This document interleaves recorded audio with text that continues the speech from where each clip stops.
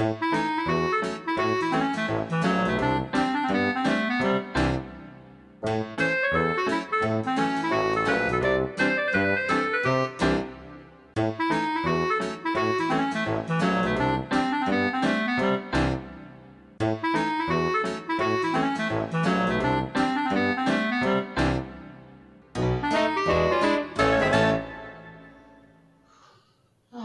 man.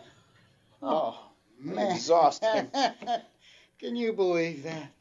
We've been laying rail for 2 hours. 2 hours in the hot sun. Oh, my gosh. It's been a rough day, Orv. All that work, laying all that rail, 150 foot, and we still don't have enough rail to take off. But that acceleration is so frustrating. This taking off business is getting to be a real problem. Yeah, it just feels like Sir Isaac Newton is against us on this one. Well, his laws are the law, and you have to obey the law. Oh, I know. We all have to be good citizens of Sir Isaac. But this one, I don't know. You know, his first law, that's pretty straightforward. Newton's first law states that an object at rest will stay at rest, or if an object's in motion, it will stay in motion, unless it's acted upon by an external force. Well, our airplane trying to take off is the perfect example of that. The airplane's at rest at the end of the rail. We apply an external force when we turn the engines on and start getting some thrust from our propellers, and in response to that, we move down the rail. But the bad part is that unless we can accelerate fast enough, we don't get enough speed to take off. Well, that's Newton's second law. Okay, that means that the force is equal to the mass times the acceleration. Well, we're interested in the acceleration here, so if we divide both sides by mass, we're going to get that acceleration is equal to force divided by mass. Yeah, that's a nice piece of mathematics, Orv. It looks good. And I see your point. The math tells us that there are only two ways that we can increase the acceleration. Mm-hmm. We've either got to increase the force, right, or we've got to decrease the mass. Right. That's going to work. Yeah. And I think we're only down to one way because I don't think we can decrease the mass. I mean, we've already made calculations to determine the size of the wings to get enough lift. Yeah. We've got the motor as big as we can get it to give us enough thrust so we can accelerate. Yeah. We've made this out of light materials. It's cloth for the wings. We've got wire supports. We've got thin wood struts. I mean, about every third time we land, we break something on the front end. Yeah, and we don't even have any wheels on here, which is why we're on the rail. You know, it looks like the only way we're going to decrease weight is if you fly in your union suit and barefoot. I don't think that's the problem. Today it would be nice.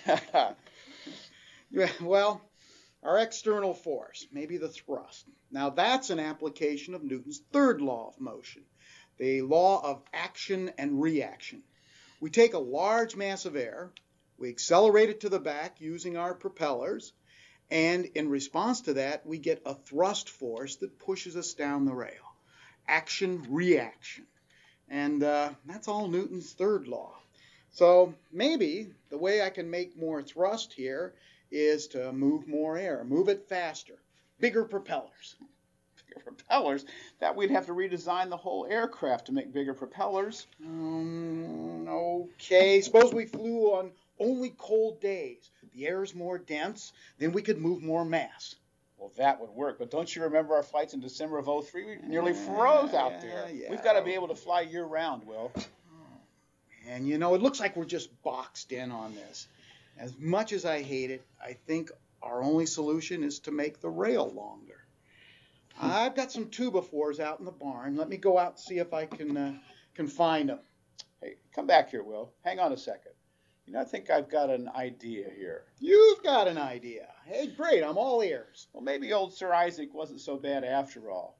You know, maybe we could use him to help us for a change. Okay. Suppose we take those 2x4s and do you remember how he discovered gravity? Oh, the falling apple story? Right, exactly. What would you think if we took those 2x4s and we made some sort of a tower where we could suspend a weight and let the weight drop and provide a force to accelerate our aircraft? Okay. I think it's going to take a little bit of engineering here, though.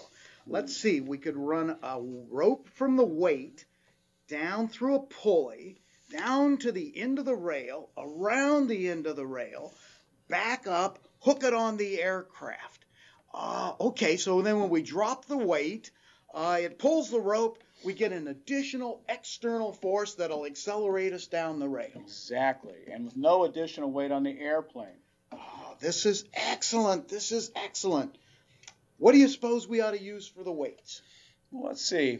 Sir Isaac, apples.